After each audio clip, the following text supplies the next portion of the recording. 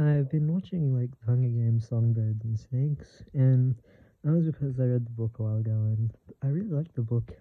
So I decided to watch this a bit of the film, and thought might as well just finish it. And I had some thoughts about it, so I decided to share them. First of all, I just wanted to say most of the casting was pretty good, actually. Like, really loved how like most of the characters look.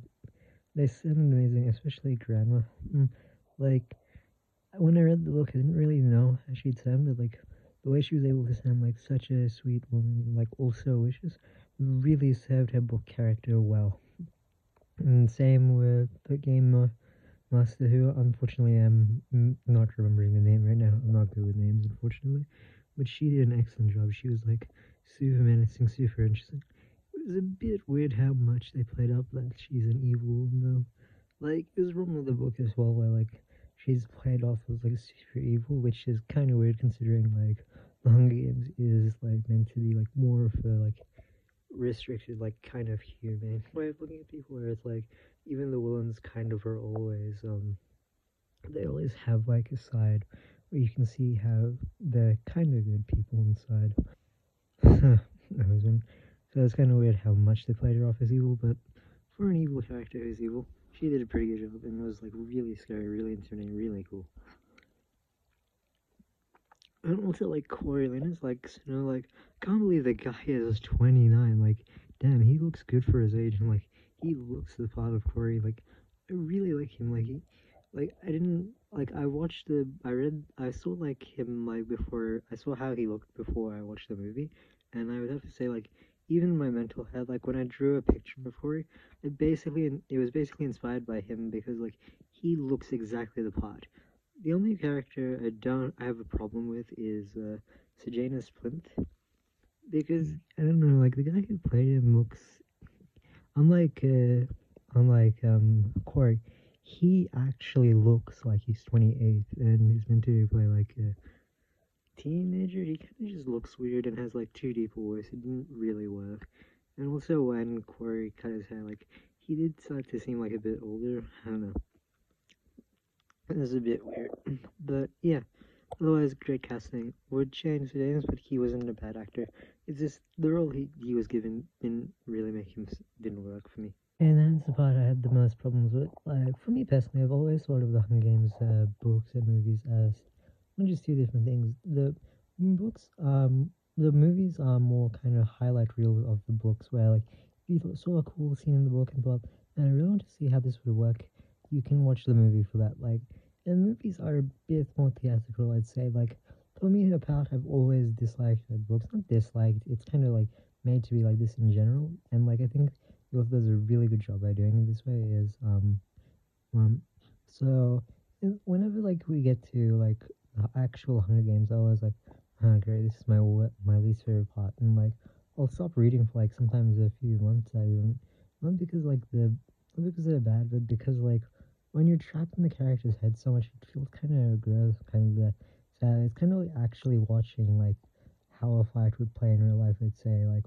where you kind of have to like feel the horror, the pain, like this feeling of like grossness even just for killing, like whereas in the movie at least was like the movie like I immediately was like, whoa, cool, this is really cool. Like I was surprised to see it because like they made the Hunger Games really cool by like actively using like cinema tricks and all this other stuff, and like you lose a lot by having the no voice, not just the characters but like the battles itself, like they entirely changed in meaning, like when you don't have the voice, whereas you do have the inner voice.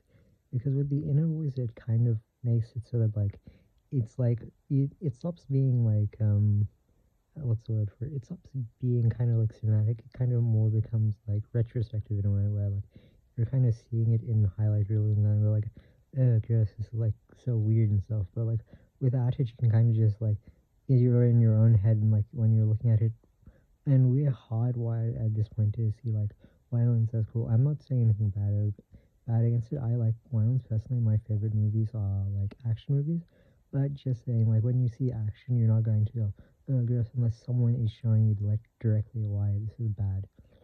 That so when you see like the Hunger Games in the movies, you think, oh man, this is cool. Whereas in the book, at least the one in Songbirds and Snakes, I haven't seen the other two Hunger Games movies yet. I've only seen the first one because when I read the book, I was like, why would I want to watch like some of the worst things that happen to like these characters? Because I really connected with Katniss, and I was like, I don't want to see her tortured in real life, actually. But like, I'm pretty sure it wouldn't be like that. And now that I've seen like the Songbird and Snakes, I'll probably watch those as well, just because like now that enough time has passed, I think like I'm ready to see what happens in them. So stay tuned if I like make a video on it. But yeah, so that was just something I noticed that like the games are a lot cooler. But one thing that is a problem that is like that's even more of a problem I'd say in this book than like in the like previous three books is you lose Corey's voice, which really doesn't work as much because like in the first three books it's kind of direct where like you kind of understand like Katniss is doing something even if like she's not expressing it so much, like you kind of understand like while it does add an extreme amount, like you can still understand what's going on. Whereas like without Corey's interjections, like the story becomes entirely different. Like as an example, like the Mockingjay bit is kind of completely on where like Corey has like this entire thing where like he hates Mockingjays and like this stuff, like so it makes like him like leaving feel a bit more meaningful. And also like when I was reading the book, kind of Corey always felt like kind of like an insecure-ish teen who's kind of afraid, who's kind of like bit douchey, but like he's kind of like a teenager in general. And as the book goes on, it kind of shows how like this guy kind of went from kind of being like a bit of a racist, but still kind of okayish guy just trying to survive, to basically the rootless asshole who becomes the president of the Hunger Games. Whereas with this one, but that works especially because like we're seeing his monologues all the time. Like we can see, and there's always this question that comes up where it's like, what's the point of the games? Should we be doing this stuff? And is Coriolanus is always battling this question, and we're always seeing like his thoughts, even when like smaller things happen. And another thing that does kind of get reduced is like a lot of like the weight of like seeing the Hunger Games, because like in the books it takes days, where in the movie it kind of just happens in a day. It loses a lot of its effect. Like all like that build up does help like make it so that you feel like that. But the main problem is with the ending and with one character, and especially Sejanus, who I'll have to put a whole like bit for. But like, I think they really messed up like the second half. Whereas the first half is pretty good. Like it's kind of like a watered down version of the first one. I would still say read the book first, but like the second half is when they really fucked up. I guess let's go into that. Okay, so the main problem I have with Sejanus especially, actually it's a problem with both Lucy Gray and Sejanus. Lucy Gray not as much in the beginning. At first she's pretty good, you know. She's kind of accurate to how I at least thought of her in the book, but in the second half she gets flubbed up too. But first Sejanus is always the problem where like he kind of comes across at first kind of like a bit of annoyance. Like he just seems a bit annoyed with everyone and like and whereas in the books, he was kind of like nice, at least the Coriolanus, and you could see their friendship. Whereas here, it kind of just felt weird, like, but like in the book, like their friendship makes a big part of what happens in the story, and is like a big part of like what is going on in the story. So it was weird how in the film, like, at first a lot of their own like friendship is taken away. To me personally, I felt like Sejanus and Coriolanus' friendship was as big a part of the story as someone like Katniss and Gale, at least. Maybe not Peter, but like Katniss and Gale, like their friendship where it was like so. And like the reason I'd say that is because like the betrayal that happens is on the same level, I'd say, as like the betrayal that came with Gale killing Katniss' sister accidentally, is the same amount like that happens with like Corey and Sejanus. But the problem with how the film worked was they kind of cut out a lot of their friendship in the beginning, and also it kind of like when like and also like it's also interesting how in the book like Coriolanus is not openly but like personally secretly racist in his head to like Sejanus, whereas like they still like appear to be friends and like accidentally form a friendship. It's pretty funny in a way, because like Sejanus like always thinks the best of Corey, while like, Corey's just thinking this District 2 fuck. It's really funny. But like in the movie he kind of just acts kind of crooked and rigid with him, For some reason, Mr. Janus likes him a bit better than everyone else when he's still partaking in the same amount of things they're doing to him, like bullying Mr. Janus. Whereas in the book, it directly says that he was the only person not to.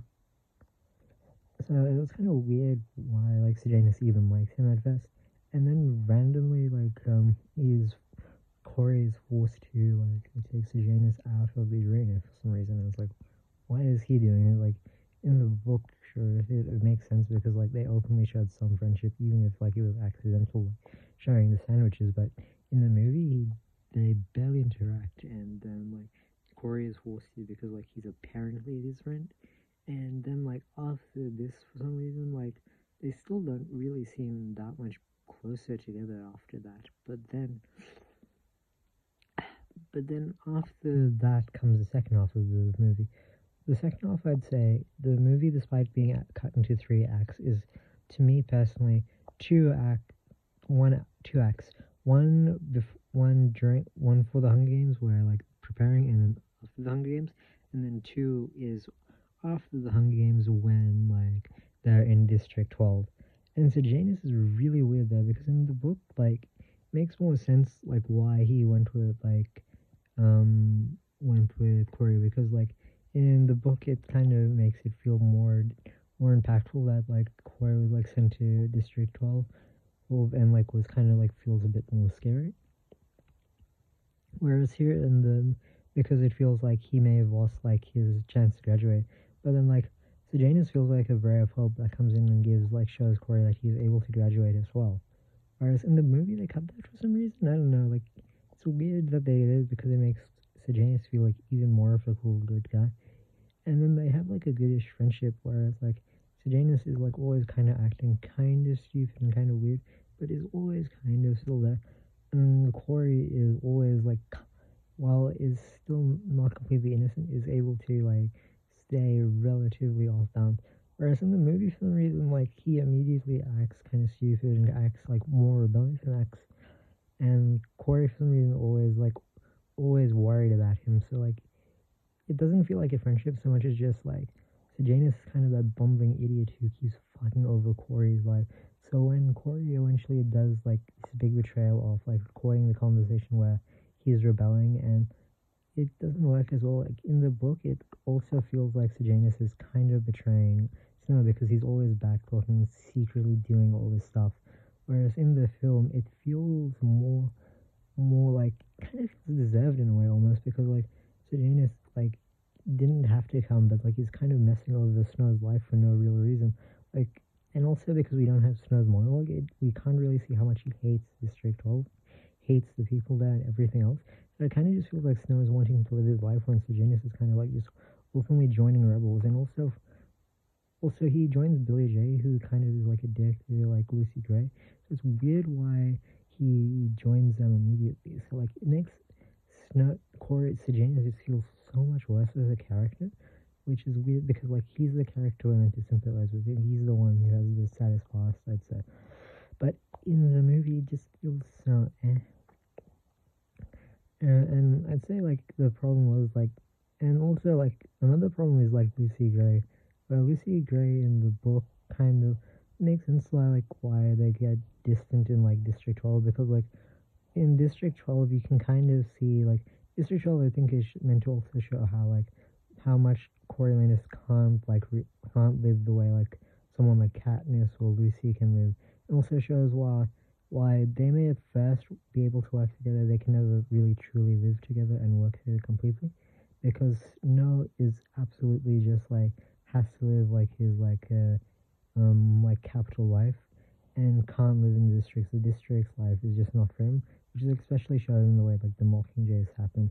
But in the film, it doesn't really work because like you never really hear him complain about District 12, and also it's a bit weird because like he's a lot more nicer to Lucy Gray, whereas in the book it kind of that love doesn't really feel like a love to me in a way. It feels more like Corey kind of just found someone he likes who like is useful and also like just makes him feel kind of happy and is more just kind of like lost dash jealousy and also a sense of wanting to keep her because he sees her in a sense as property. Like well, which kind of is shown in the way like when she sings her song, like he feels openly jealous, not just in a way like in not just in the way of like jealousy. Oh, she's singing at her boyfriend.